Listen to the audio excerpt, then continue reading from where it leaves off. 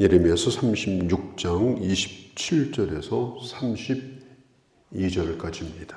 요야김 왕은 이 하나님의 말씀을 들을 때 마음을 짓고 하나님 앞에 돌아와야 되는데 그 대신에 성경을 다 찢어버렸습니다. 그리고 성경을 불태워버렸습니다. 그렇게 한다고 해서 하나님의 말씀이 없어지느냐? 그렇지 않습니다. 오늘 성경에 보면은 27절에 또다시 여호와의 말씀이 예레미야에게 임하니라. 다시 하나님의 말씀이 예레미야에게 임합니다. 그리고 그 말씀을 다시 28절에 보면 두루마리를 가져다가 유다 여호야김이 불사른 첫 두루마리의 모든 말씀을 기록해라. 말씀을 그대로 기록해라. 말씀은 없어지지 않습니다. 모세가 하나님의 말씀을 가지고 시내산에서 내려왔을 때 그러니까 수많은 이 왕들, 수많은 정권들, 또 잘못된 그 이단들, 그 다음에 이데올로기들, 공산주의와 같은 이데올로기들, 또 사상들, 얼마나 수없이 이 성경을 공격했는지 모릅니다. 또 성경을 없애려고 모두 성경을 다 수거해가지고 불태우고 없애고 성경이 없어졌는데 성경은 없어지지 않았습니다. 하나님의 놀라운 섭리 가운데 하나님은 성경을 지켜주셨어요. 또 수많은 사람들이 이 성경을 지키기 위해서 많은 희생을 또 치렀습니다. 오늘날도 마찬가지예요. 성경책을 가지고 있기만 해도 징벌을 받는 나라들이 오늘날도 있습니다. 성경이 찢기는 정도가 아니라 아주 상당한 어려움을 겪는 그런 나라도 있어요. 자, 그렇게 한다고 해서 그게 성공하느냐? 성공을 할 수가 없습니다. 오히려 하나님의 말씀이 더 힘을 얻어가지고 그 말씀이 강력하게 증거되는 그런 일들을 우리는 지금까지 경험하고 있습니다. 하나님의 말씀은 매이지 않는다. 우리가 이걸 잊어서는 안 돼요. 하나님의 말씀은 결코 매이지 않습니다. 한낱 왕이 그걸 갖다가 태운다고 해서 그 말씀이 자기 눈앞에서 사라지지 않느냐? 아니에요. 다시 말씀이 또 임하고요. 거기다가 말씀이 더 플러스가 됩니다. 요야김에 대한 심판의 말씀이 더 자세하게 더 기록이 되어져요. 그러니까 혹을 때리고 했다가 혹을 붙이는 그런 결과를 오히려 가져오게 되죠. 구체적으로 이 여호야김의 그 죽음이 어떻게 될 것인가, 또 얼마나 비참하게 죽겠는가, 누구도 돌아보지 않는 그럼 완전히 버림받는 자로 끝날 것에 대해서, 그 후대도 이어지지 않을 것에 대해서 말씀을 하고 있는 걸 볼 수가 있습니다. 그럼 여호야김이 왜 그렇게 싫어했는가? 29절에 보면은 여호야김 왕에 대하여 이같이 말하기를, 여호와의 말씀에 내가 이 두루마리를 불사르며 말하기를. 그러니까 여호야김이 두루마리를 불사르며 그가 한 얘기가 있어요. 네가 어찌하여 바벨론 왕이 반드시 이 땅을 멸하고 모든 살아있는 것을 이 땅에서 없애버리게 할 거다. 어떻게 그런 얘기를 할 수 있느냐? 이건 반민족적인 것이다. 그리고 이것은 국민들을 협박하는 것이다. 하나님의 말씀이 아니다. 그리고 이것은 나라를 망하게 하는 문서다.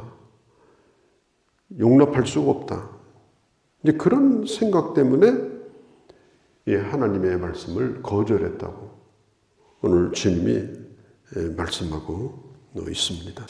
우리가 이 성경을 보면 참 읽기에도 부담되는 말씀들이 많이 있습니다. 뭐 한두 군데가 아니고요. 정말 많습니다. 읽고 지나가기도 힘든 말씀도 있습니다. 그렇다고 해서 나하고 좀 안 맞는다. 또 내 입장이 아니다. 또 정말 내게는 너무 쓴 약이다. 그렇다고 해서 그 말씀을 없애버릴 수는 없지 않느냐. 그 말씀을 제거할 수는 없지 않느냐. 말씀은 하나님의 살아계신 말씀이고, 그리고 그렇다고 해서 내가 싫다고 해서 그 말씀을 지울 수는 없는 겁니다. 여호야김이 선지자의 입을 다물게 그렇게 하려고 했지만은 하나님은 오히려 더 강한 이런 심판의 메시지로 오히려 더 강력하게 말씀을 주셨어요. 자, 예수님이 비유로 말씀하실 때 네 가지 밭에 대한 얘기를 하셨습니다.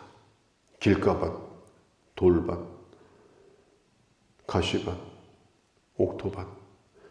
공통점은 다 밭이에요. 그런데 씨는 문제가 없어요. 씨가 문제가 있는 게 아니에요.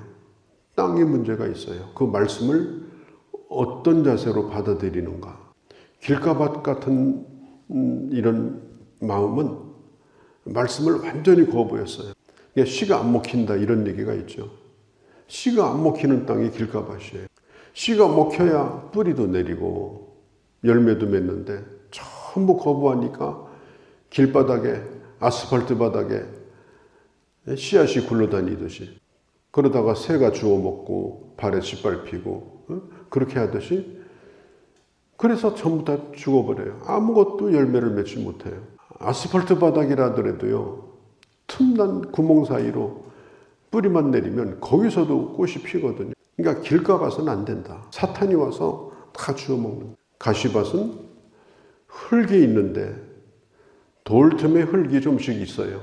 뿌리를 내릴 수가 없어요. 아주 반응도 좋고 아멘도 잘하고 쉽게 수긍도 하고 그렇게 하는데 뿌리가 없어요. 그냥 뿌리를 내리는 척 하다가 금세 또 뽑아버려요. 조금만 어려우면 다 포기하고, 좀 핍박이 오면 포기하고, 좀 햇빛만 찌면 다 말라 죽어버리고, 그런 가시밭. 감정적으로 말씀을 받되 전혀 지킬 의사가 없는 그런 자세로 말씀을 받는 사람도 결국은 열매를 맺지 못한다. 자, 가시밭. 이 가시밭은 옥토밭하고 똑같습니다. 땅은 옥토예요. 그런데 이미 다른 것들이 너무나 많이 들어와서 자리를 잡고 있어요. 그래서 이 잡초들이 우거진 거예요. 씨를 뿌리려고 보니까 뿌릴 데가 없는 거예요. 그래서 씨를 뿌렸는데 워낙 이 가시밭의 기운이 좋아가지고 영양가를 다 빨아먹고 가시에 찔리고 그늘을 만들고, 그렇게 해서 그냥 웃자라다가 자라나지를 못하고 결국은 말라 죽더라. 이런 마음은 무슨 마음일 것 같아요? 이렇게 말씀을 받는 마음은 이미 내 안에 욕심이 다 있습니다. 제가 이런 책을 한 권 보고 있는데 거기 보면 무슨 얘기가 나오는가 하면, 믿음이라는 것은 지식이냐 의지냐. 어떤 때는 의지인 것 같은데 어떤 때는 지식인 것 같다. 머리로 아는 것이 믿음인 것 같다. 그는 이렇게 설명을 했더라고요. 만일 일제시대 때 실제 있었는지는 몰라도 교회를 핍박할 때 예수님의 초성화를 길바닥에 깔아놓고 여기다 침 뱉고 지나가면 살려주겠다. 이제 그런 요청을 받았을 때 그걸 거부하는 것이 이게 감정의 문제냐 지식의 문제냐 의지의 문제냐. 이건 지식 가지고 안 된다는 거예요. 그 지식이 진짜 지식이 되려면 주님을 배반해서는 안 된다. 그러니까 성경이 말하는 지식은 머리로 하는 지식이 아니라 그렇게 할 의사가 있는 지식을 의미하는 것이. 오늘 예수 믿기로 결심하는 사람은 손 들어요. 깨달아졌습니까? 그럼 오늘 구원받았습니다. 그것은 뇌에서 작용된 거지 그게 심장으로 내려온 것이 아니기 때문에 그건 어느 한순간 그것은 다 허물어질 수밖에 없다. 그렇게 지킬 의사가 없는 지식이라고 하는 것은 그건 구원에 이르지 못한다는 거예요. 왜냐하면 그 안에 이미 다른 것이 많이 있기 때문에. 또 그 책의 저자는 이렇게 얘기해요. 다 맡기고 신뢰할 의사가 없는 지식도 이것도 죽은 지식이다. 이미 내가 의지하고 있는 게 많아요. 그 땅에 여러 가지 갖가지가 이미 다 있어요. 거기에 말씀의 씨가 하나 떨어진 것뿐이에요. 사실은 다른 걸 의지해요. 전적으로 의탁할 의사가 없는 지식도 그것도 죽은 지식이다. 그 말이 참 옳은 말이에요. 오늘 이 가시밭도 마찬가지입니다. 너무나 많은 것이 이미 그 안에 있고 이미 그런 것들을 다 의지하고 살고 있기 때문에 오늘 내가 예수를 믿는 것은 전혀 뿌리를 내릴 수도 없고 또 맡길 의사도 없고 내 밭에 그냥 구색이나 맞추는 한쪽 구석에서 구색이나 맞추는 그런 하나의 그냥 다른 나무와 비슷한 다른 풀과 비슷한 것에 불과하다. 그렇게 예수 믿는 것은 그건 열매를 맺을 수가 없다 하는 겁니다. 그리고 이 옥토에 버려진 씨입니다. 그대로 받아들이고 순종하는 겁니다. 간단해요. 받아들이고 순종하는 것, 받아들이고 의탁하는 것, 받아들이고 그렇게 살 의지가 분명히 있는 것. 그게 바로 옥토밭입니다. 이 여호야김 왕은 자기 입으로 두루마리를 가져오라고 했어요. 또 자기 입으로 읽어보라고 했어요. 그리고 읽고 나서 찢었어요. 듣는 데까지는 했습니다. 아예 안 들을 거야 아니에요. 다 들으면서 찢은 거예요. 이건 아니야, 이건 아니야. 나하고 틀려. 첫 장부터 찢더니 하나도 수용을 못하고 다 찢어버렸어요. 안 들은 것이 아닙니다. 받아들이질 않은 거예요. 사도행전 10장에 보면 고넬료가 나오죠. 로마 백부장. 베드로를 초청해가지고 이 고넬료가 자기 가족들을 다 모읍니다. 자기 부하들도 모아요. 그리고 고넬료가 이렇게 얘기합니다. 내가 지금 주님 앞에 우리 모두가 주님 앞에 주의 음성을 듣고자 모였나이다. 이방인이었는데요. 그날 그 집회에서 그 가족들이 다 예수를 믿는 그런 놀라운 역사가 나타나요. 우리가 하나님의 말씀은 정말 이 말씀을 찢어버리고 불태우고 싶을 정도로 칼로 도려내는 것 같은 그런 말씀도 얼마나 많이 있습니다. 그 말씀에 순종하겠나이다. 또 순종하기를 원합니다. 이렇게 응답하게 될 때에 그 말씀은 그에게서 결코 사라지지 않고 결코 죽지 않고 더욱더 힘을 얻어가지고 더욱더 능력을 받아가지고 결국은 그 말씀대로 살 수 있는 그런 은혜도 하나님께서 이 여호야김 말씀을 불태운 결과가 참 얼마나 비참합니까? 그의 인생이 다 타버렸어요. 그냥 거름더미에 버려지는 그런 존재가 되어버리고 만 것입니다. 어제도 말씀을 드렸죠. 이게 문서로 성경 구절을 적든지 은혜 받은 말씀을 적어서 문자로 보내주든지 글로 써서 보내주든지 쪽지로 전해주든지 그렇게 해서 그의 손에 그 말씀이 갈 수 있도록 그래서 손에 쥐고 다니다가 휴지 조각인 줄 알고 버리려고 펴보니까 거기 좋은 말씀이 있는 거예요. 어느 순간이라도 그에게 그 말씀이 반드시 쓰여질 줄을 믿고 끊임없이 애쓰고 노력하는 그런 사람들이 오늘날에도 꼭 필요한 겁니다. 그렇게 하게 되면 누군가의 심령에서 30배, 60배, 100배 열매를 맺는 그런 놀라운 기적을 볼 수가 있는 것입니다. 이런 귀한 순종을 통해서 우리도 풍성해지고 또 이 땅을 하나님의 나라로 풍성하게 만드는 그런 주의 자녀들이 되어주시기를 바랍니다. 거룩하신 우리 아버지 하나님, 오늘도 저희들을 사랑하셔서 주의 말씀을 듣게 하셨습니다. 여호야김 왕은 어찌 나라가 망한다고 하는가?